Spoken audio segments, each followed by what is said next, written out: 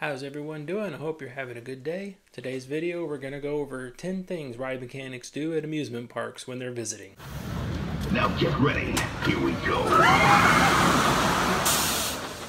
Wanted to make this quick little video. I just recently spent some time at Disneyland, and I wanted to kind of address, it's like, oh, well, what do you do when you go to another park? What do you look at? What do you see? Like when you go on rides, what are you doing when you're on that ride as a mechanic?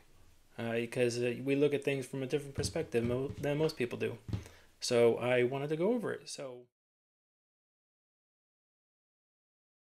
Alright, so the first thing I do when I get to a amusement park and I get in the park and I say, let's go on a ride. The first thing I'm going to do is I go up to that ride that we're going to go on next, and I look at the safety signage and then start looking at the queue line.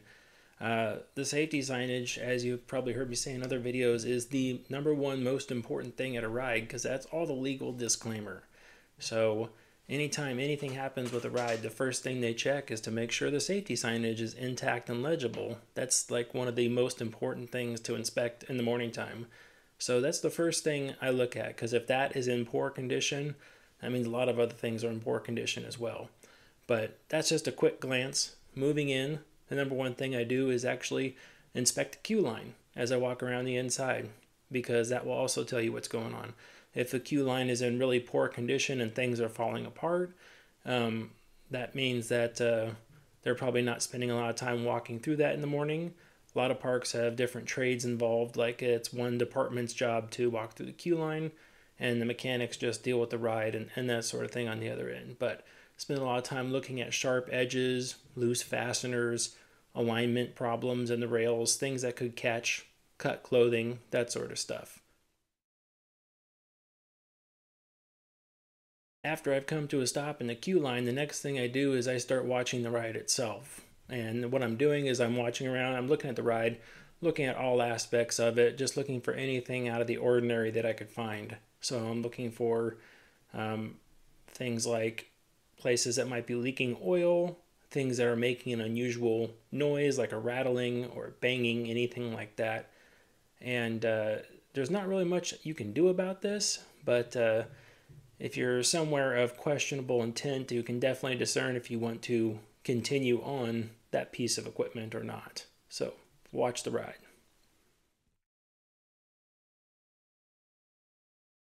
The next thing I like to do as I make my way up into the station is I like to check and see if I can see the lining in the brakes. Most of the time, a lot of rides have brakes in the station, and you can see that brake lining after the train leaves. The brakes are typically open for a second before they snap shut again, and you can take a look at the lining. So if the lining is in really good condition, or if it's got a lot of wear into it.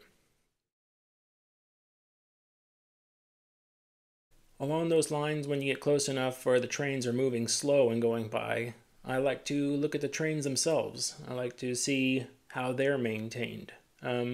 Sometimes how they're maintained, the perception is reality. Sometimes it's not. A lot of rides use a lot of covers to cover up critical areas of the train, but the one thing I really pay attention to is the wheel carriers or bogies as the train goes by. Because if those wheel carriers are, like at my previous park, we painted them gray, so we had a high relief if there was a crack and can see it. But if the wheel carriers are covered in black goo from the track and you can't see the welds of the wheel carrier, that means they weren't inspected either. And that's something that should be checked daily. So cleanliness of the underside of the train is one thing. So if it really looks nasty and greasy, like no one's looked at it for a long time, probably means nobody's looked at it for a long time. And that's not a very valid inspection at that point. So I'm looking at the train itself.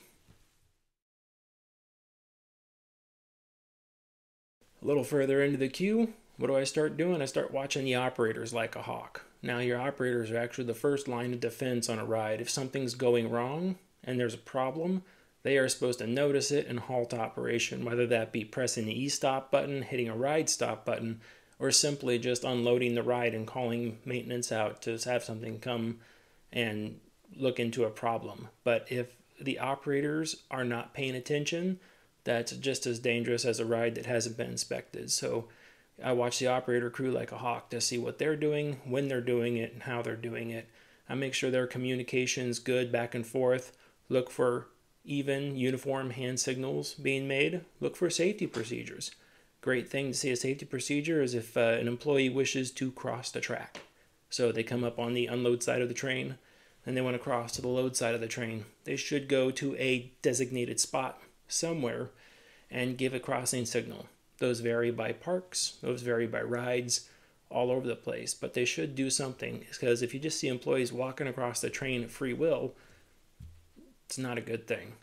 One of the weird things that we had at my last place, I thought it was kind of weird, but the patrons, guests, are able to cross through the train wherever they want to, just walk through the row on the other side. But operations was held to a very strict standard of only one spot, and it was typically directly in front of the operator panel. Was the only place they could actually cross the train to the other side of the track. So that was interesting, but watch the operators like a hawk. So when my train comes into the station, as it pulls up, the first thing I do actually every time, and I can't stop myself from doing it every single time, is I look at the hitch every single time. The hitch is the coupling between the coach in front and the coach behind. But I don't know why. I've never really had a problem with hitches. They are typically the biggest, stoutest, most safety-related component of the ride. But I always look at that hitch. I look for it to be clean. I look for it to have torque markings on it. And I look for just how also the manufacturer put it together on different rides to see how they did things. Because, you know, when you work with rides, you only see a couple manufacturers worth of designs. And then once you get outside of your home park, it's interesting to see how other manufacturers do stuff. So when that train's coming into a stop, I'm watching the hitch. Okay, so I get in the ride. They press dispatch, on the way. First thing, go to the lift hill. As we're going up the lift hill, what am I listening for? I'm listening for that anti-rollback. I'm listening for that clicking, grinding, whatever noise it's making as you're going up that lift hill. If it is something that uses a magnetic lift to keep the anti-rollback suppressed, something like this would be like an Intamin hypercoaster, like a cable lift hill or something like that. They don't make any noise going up the lift hill. So there, I'm looking for a noise as it goes up the lift hill. But most of the time, I'm just looking for that nice repetitive ratcheting sound as the train goes up.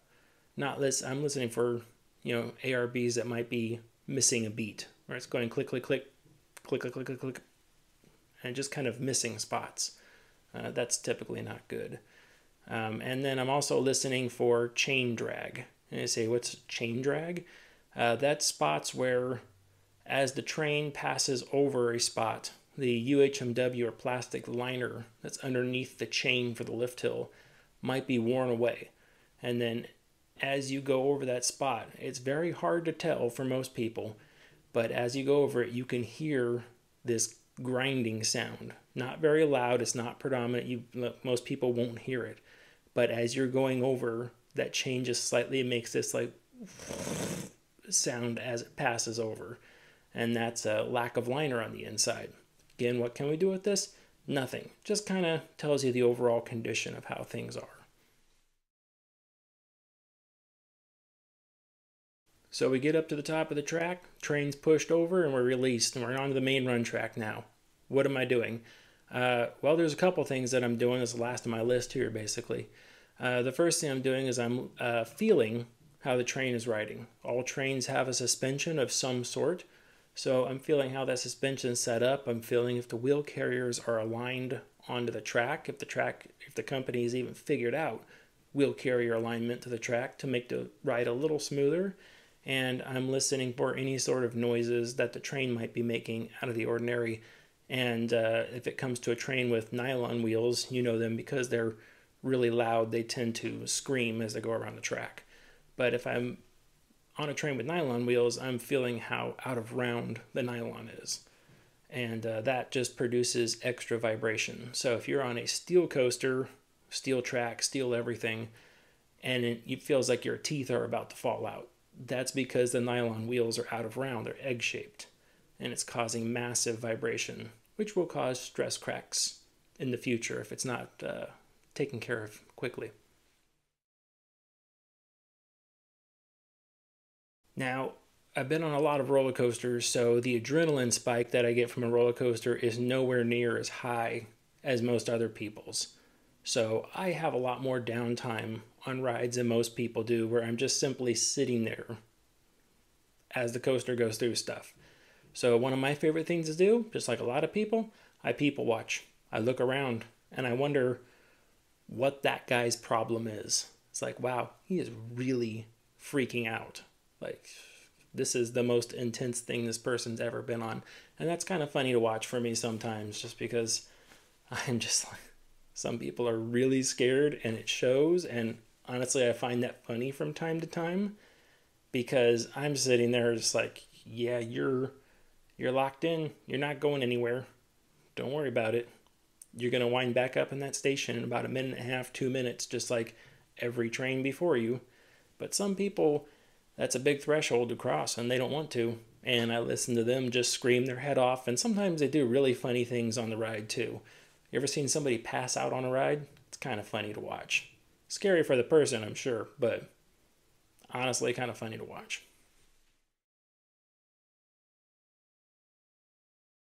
And then the last thing I do as I'm going around the track, watching people freak out and listening to the ride and feeling how things are going, is I look for maintenance hotspots. Maintenance hotspots are things that are dirty. So you can always tell these on the rides out there, because these things are typically very dirty. They're very used, and you see a lot of stuff around it. Like I'll use like Disneyland. Everything there is pretty clean. It's pretty well maintained. But when you come up on an access hatch that has greasy handprints all over it, and it looks like the outside coating's coming off and it's clearly used a lot, it's like, okay, they've got a problem in there. One of the things that came up one time, not this last time, but one time, I remember I was on Thunder Mountain, and I was on, let's see, I was on the B lift, going up on the right-hand side of the train. And I remember coming up to the top of the lift hill where the gearbox is. Gearbox is underneath the fake rock. So there's an access hole up there with a plate over the top of it, or a cover. And you could just see all the handprints and grease all over the thing. It's like, they must have recently had a problem with that, because it looked pretty used compared to the rest of the ride. And then if I'm at some other amusement parks, I remember I went on an Intamin free fall. One of the original ones, it has the big 90-degree curve at the bottom that everybody loves. But going up there, I remember seeing SEP equipment, which is evacuation equipment, such as chains and come-alongs and stuff like that are used to secure cabs when the thing stops. And that equipment looked thoroughly used. I mean, the chains were greasy, like stuff wasn't put away very well. You could tell, like, that place was just using that stuff a lot. And that's kind of things that I paid attention to. So those are my basic things. That's about 10 things that I listed off there, the things that ride mechanics do when they go to visit the park. All right. I hope everyone had a good time. Talk to you later. Bye.